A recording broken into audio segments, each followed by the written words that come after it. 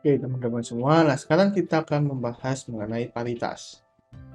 Jadi, paritas itu adalah operator yang melakukan transformasi diskrit berupa pembalikan ruang atau pencerminan yang mencerminkan koordinat ruang terhadap titik awal. Jadi, di sini apabila ada sebuah vektor R, dilakukan operasi paritas itu menjadi minus R. Jadi, di sini ada vektor R, ini kita lakukan pencerminan terhadap titik awal, di sini itu menjadi seperti ini gitu ya. Ini adalah operasi paritas. Nah, sedangkan untuk koordinat waktu itu tidak berubah. Efek dari transformasi paritas itu tidak dapat dianggap sebagai pemilihan sistem koordinat tangan kiri ketimbang koordinat tangan kanan. Jadi yang biasanya kita gunakan kanan, kita gunakan kiri. Nah, pencerminan koordinat itu tidak dapat didapatkan melalui rotasi. Artinya, transformasi paritas bukanlah transformasi kontinu. Sebuah vektor itu akan berubah tanda ketika dilakukan pencerminan. Jadi, dari definisi vektor A dilakukan operasi paritas itu menjadi minus A. Nah, kalau kita lakukan perkalian cross vektor A cross B dilakukan paritas itu adalah minus A cross minus B, yaitu A cross B. Kemudian A dot B dilakukan operasi paritas itu menjadi minus A dot minus B, itu adalah A dot B. Kemudian A dot B cross C dilakukan operasi paritas itu menjadi minus A dot minus A cross minus C, dan itu adalah minus A dot B cross C. Nah, sekarang kalau kita tinjau perkalian cross itu memiliki sifat seperti ini. Melihat bahwa sebuah vektor hasil perkalian cross, misalkan D itu adalah A cross B, itu dia akan bersifat invarian terhadap transformasi paritas. Vektor yang invarian terhadap transformasi paritas itu disebut sebagai pseudo vektor atau vektor aksial. Nah, kemudian A dot B ketika dilakukan transformasi paritas itu tetap menjadi A dot B. Nah, sebuah skalar seperti panjang dari sebuah vektor atau hasil perkalian dot dua vektor itu bersifat invarian terhadap transformasi paritas. Nah, sekarang kalau kita lakukan A dot B cross C, ini adalah volume gitu ya, volume dari tiga vektor. Nah, kita bisa melihat bahwa hasilnya itu skalar, namun di sini negatifnya.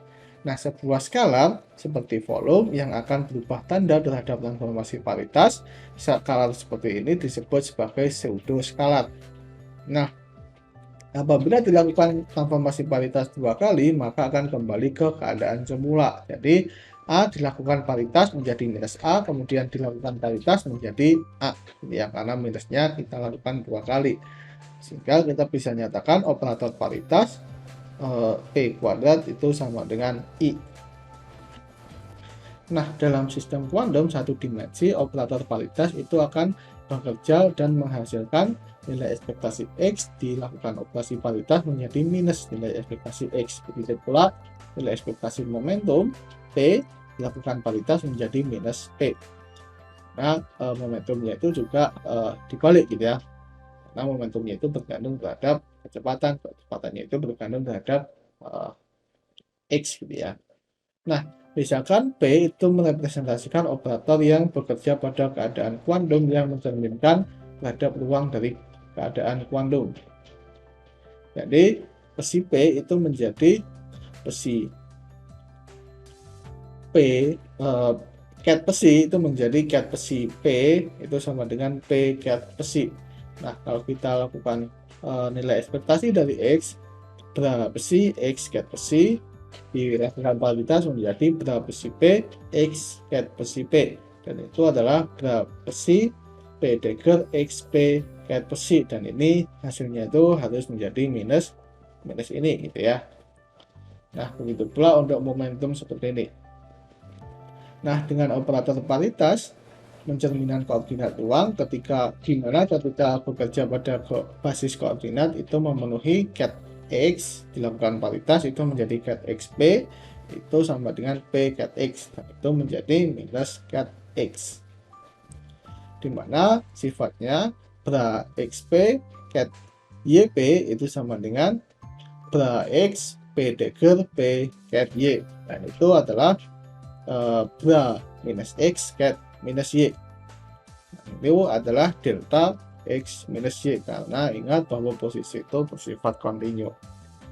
Nah, dengan demikian kita bisa dapatkan hubungan bahwa P inverse P itu sama dengan identitas P dagger ya, kok P inverse ya, ini P dagger. P dagger P itu sama dengan identitas, karena di sini ini kita bisa lenyapkan gitu ya minusnya, karena ini delta X minus Y itu sama dengan bra X cat Y gitu ya. Jadi operator paritas P dagger P nya itu terlihat nggak berpengaruh. Nah, sehingga kita juga simpulkan bahwa operator paritas itu bersifat uniter. Jadi kita tahu bahwa P cat X itu sama dengan cat minus X, dan P kuadrat itu sama dengan P cat minus X itu adalah cat X, dan kita memiliki P kuadrat sama dengan I.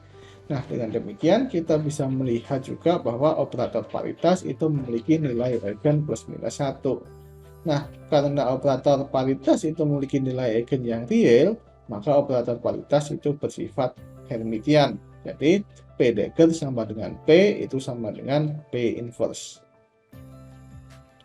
Nah, untuk mengetahui bagaimana fungsi gelombang bertransformasi paritas, maka kita memiliki cat besi itu berubah menjadi cat besi P itu sama dengan P cat besi. Nah, ini kita bisa dapatkan cat besinya itu menjadi integral dx bra x integral dx cat x bra x cat besi, ini dengan menggunakan aturan kelengkapan ya, karena di sini bernilai 1 identitas gitu. Nah, jadi di sini kita tahu bahwa hasil kali dalam ini itu adalah fungsi gelombang besi X ya, pencerminan keadaan cat besi terhadap ruang spasial X, itu adalah fungsi gelombang. Nah, di sini kita bisa lakukan operasi P-nya itu bekerja pada cat X itu adalah menjadi cat minus X. Dengan demikian kita bisa dapatkan fungsi gelombang yang bertransformasi paritas itu adalah kita cerminkan di sini cat besi P-nya itu terhadap X, dan itu adalah besi P X, tidak lain adalah besi minus X. Jadi kalau ini kita cerminkan nanti X-nya itu berubah menjadi minus X karena dari rumusan fungsi delta tidak. Nah, karena nilai eigen P itu adalah plus minus 1, maka cat besi itu adalah keadaan eigen dari operator paritas. Jadi P cat besi itu sama dengan plus minus cat besi. Dalam sudut pandang lain, keadaan itu dapat dianggap tidak bertransformasi paritas, namun bertransformasi terhadap operator yang bertransformasi, yaitu O, yang bertransformasi paritas menjadi OP sama dengan P dagger OP. Jadi di sini keadaannya yang nggak bertransformasi paritas, namun operatornya yang bertransformasi paritas. Nah, ini seperti ketika kita tinjau operator evolusi waktu gitu ya.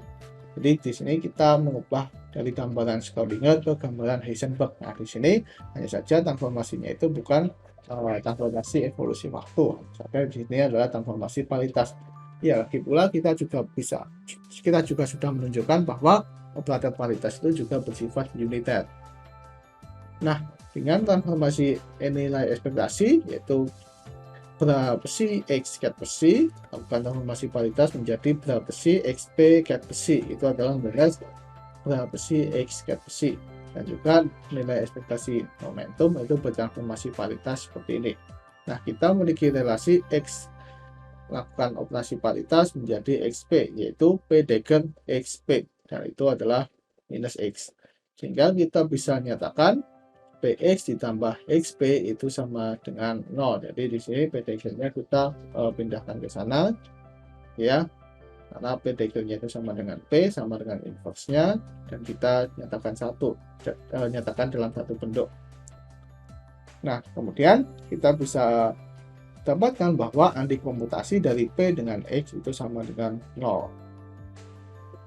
Nah, hal yang sama didapatkan relasi antikomutasi antara P dengan P, paritas dengan momentum itu sama dengan 0. Nah, secara umum didapatkan hubungan untuk operator pada sistem kuantum satu dimensi, yaitu O XP dilakukan operasi paritas menjadi OP XP, yaitu P dagger OP. Nah, ini menjadi O P dagger XP P dagger PP. Nah, ini menjadi O minus X minus P. Nah, salah satu representasi dari operator paritas itu dapat diambil dalam bentuk seperti ini. Jadi P sama dengan integral dx cat minus X per X. Nah, kita bisa menunjukkan bahwa representasi dari operator paritas seperti ini itu memenuhi sifat-sifat dari operator paritas. Nah, jadi P dagger itu adalah P, ternyata sama. Kemudian P kuadrat itu juga bernilai 1. Kemudian cat si P itu adalah P cat C, itu adalah integral dx cat minus X per X cat C. Dan itu bernilai seperti ini, gitu ya. Nah, ini bentuk yang sama seperti sebelumnya. Nah, kemudian kita bisa definisikan psi P-nya itu sama seperti sebelumnya, yaitu psi minus X. Dan juga sifat-sifat operator, transformasi operator paritas, yaitu P dagger XP itu adalah integral dx dy, cat minus Y per Y X cat minus X per X, gitu ya. Dan ini kita bisa menunjukkan hasilnya itu adalah minus X. Dan juga transformasi paritas dari operator momentum, kita juga bisa menunjukkan seperti ini, itu hasilnya minus P, sehingga kita bisa simpulkan bahwa dengan sifat-sifat tadi kita bisa mengatakan bahwa representasi operator paritas P sama dengan integral dx cat minus X per X itu dapat digunakan karena memenuhi sifat-sifat dari operator paritas.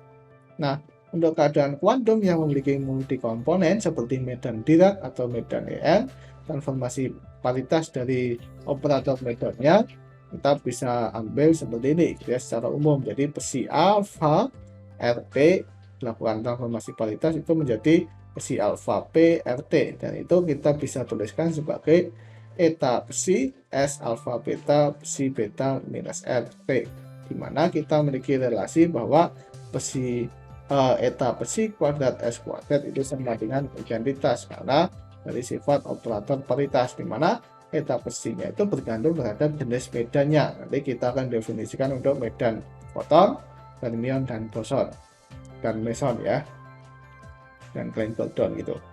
Nah, operator paritas dari operator medan itu secara umum kita bisa mengambil dalam bentuk seperti ini. Nah, parameter eta psi itu disebut sebagai paritas intrinsik dari medan psi alfa dan menyatakan nilai eigen paritas dari keadaan satu partikel. Nah, besaran eta psi itu mengukur kelakuan intrinsik dari fungsi gelombang partikel akibat pembalikan ruang.